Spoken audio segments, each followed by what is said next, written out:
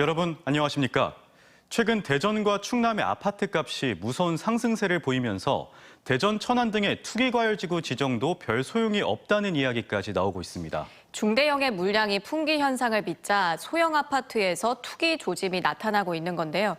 그동안 비교적 안정세를 보였던 원도심의 소형 아파트까지 투기의 표적이 되면서 서민들 주택 구입이 갈수록 힘들어지고 있습니다. 김진석 기자가 집중 취재했습니다. 대전 원도심의 대표적 노후 아파트인 가양동 동신아파트 재건축 사업 예정지입니다.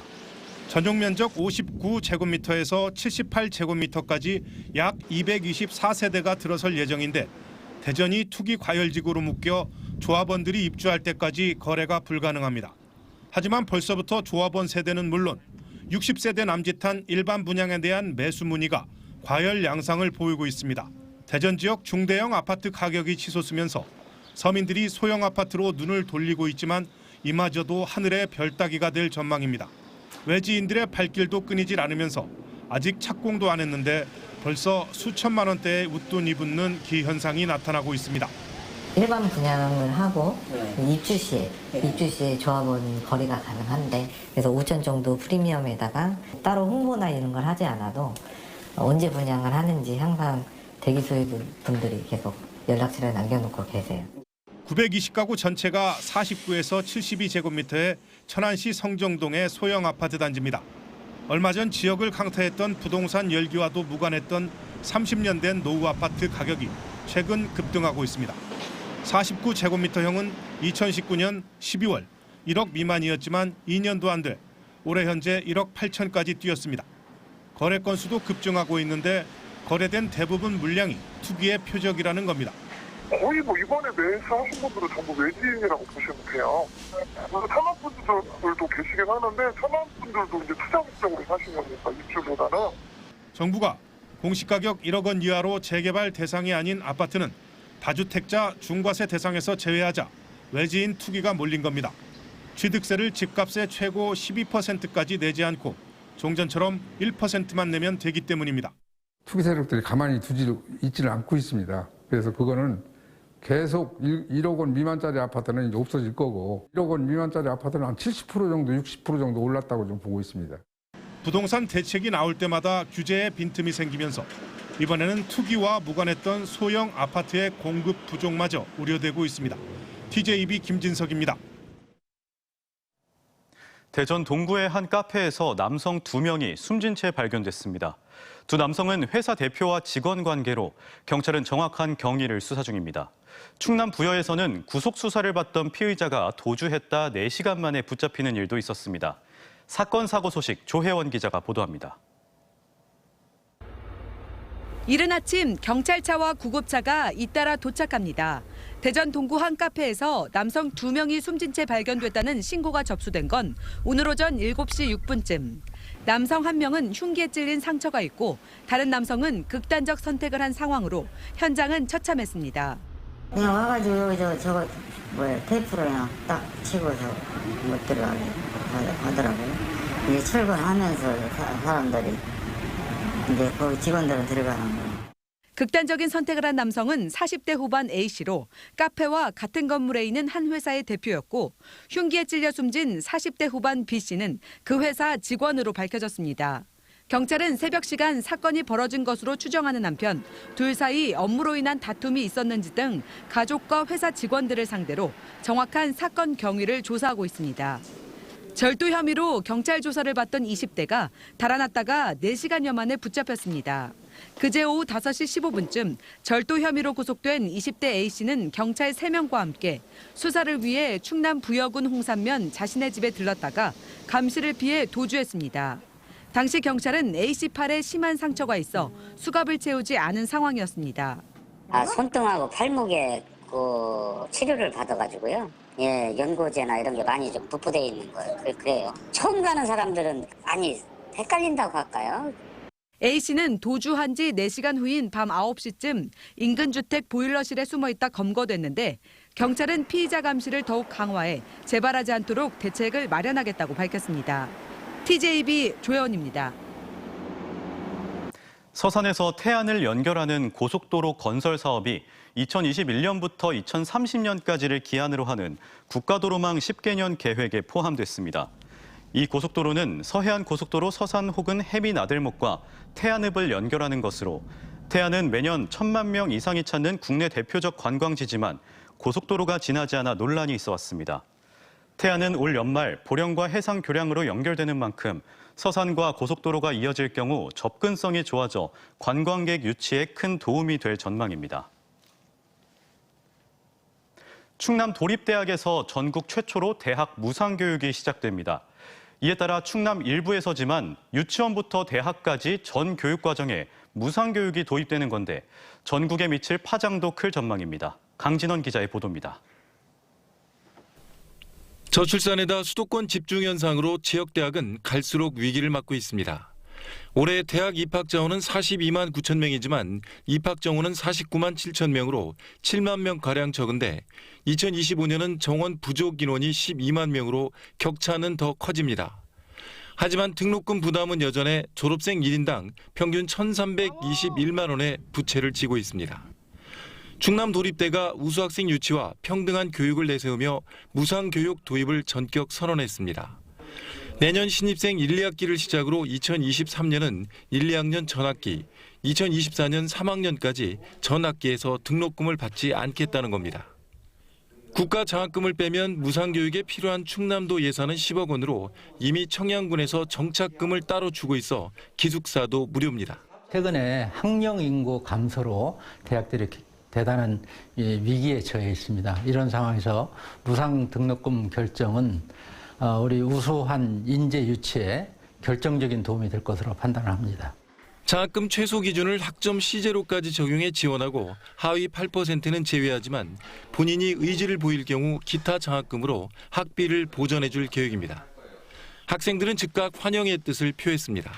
부모님한테 죄송하기도 하고 그렇다고 학자금 대출을 받자니 그건 그거대로 또 부담되고 해서 그게 무상이 된다고 하면 아무래도 공부에 더 집중해서 더 좋은 나중에 미래가 또 되지 않을까.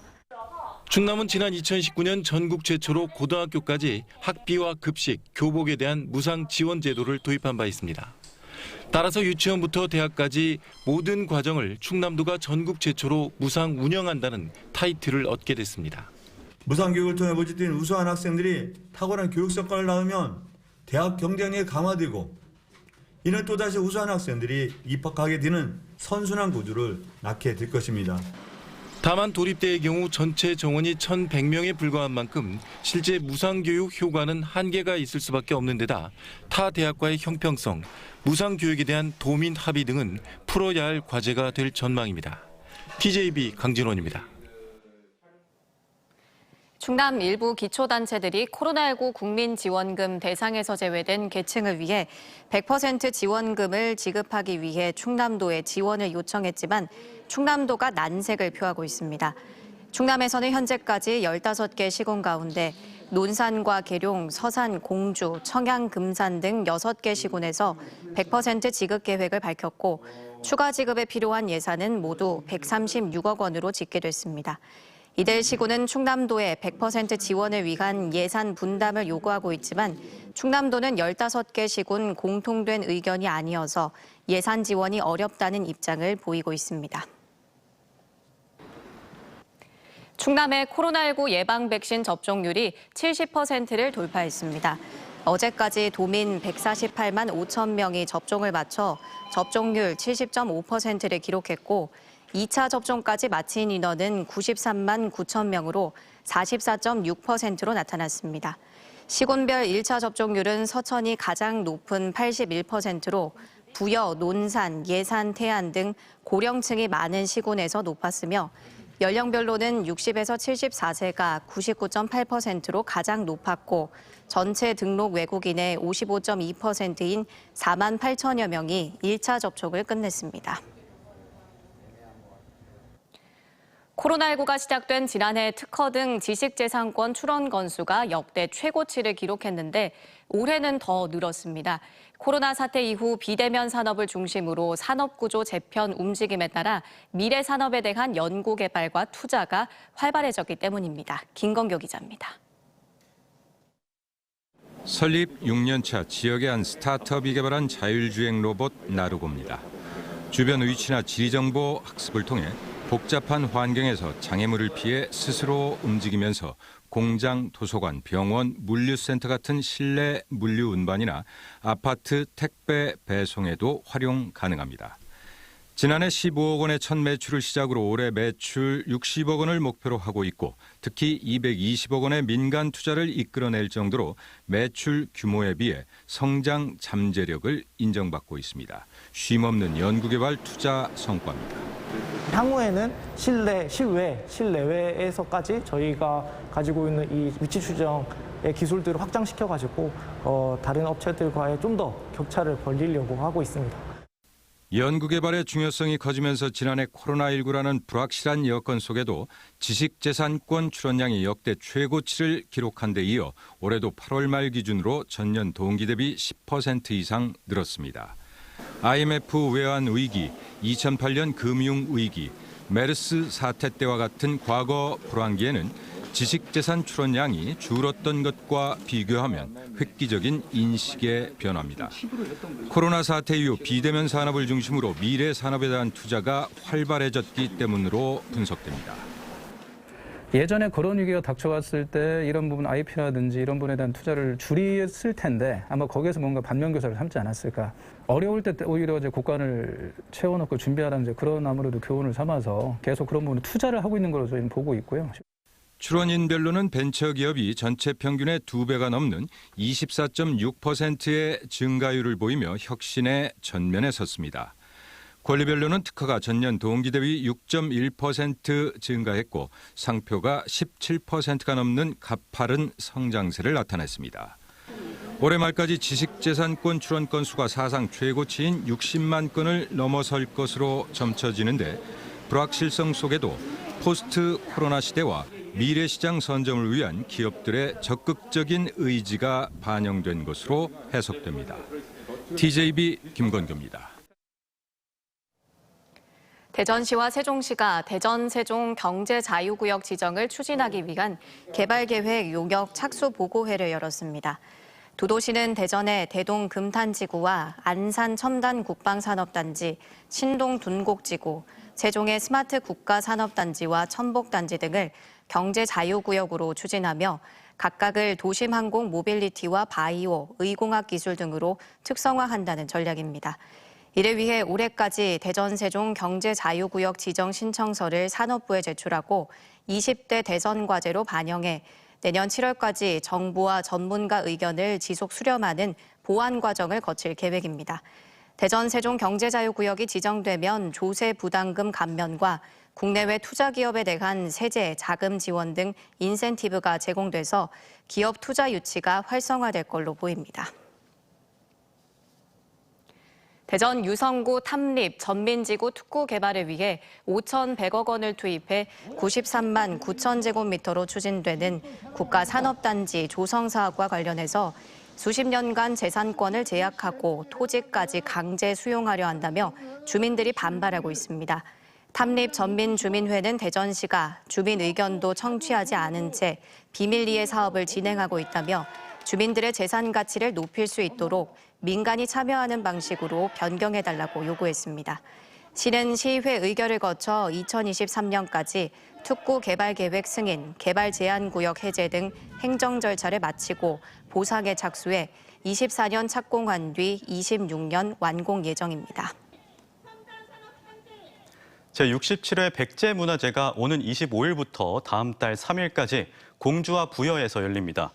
공주시는 올해 열린문화 강한 백제를 주제로 무령왕릉 발굴 50주년과 갱위강국 선포 1500주년을 기념해 무령왕의 업적과 백제 역사의 우수성을 알리는 데 주력하고 개폐회식과 뮤지컬 웅진 판타지아 등 현장 프로그램은 거리두기 지침으로 제한적으로 운영합니다.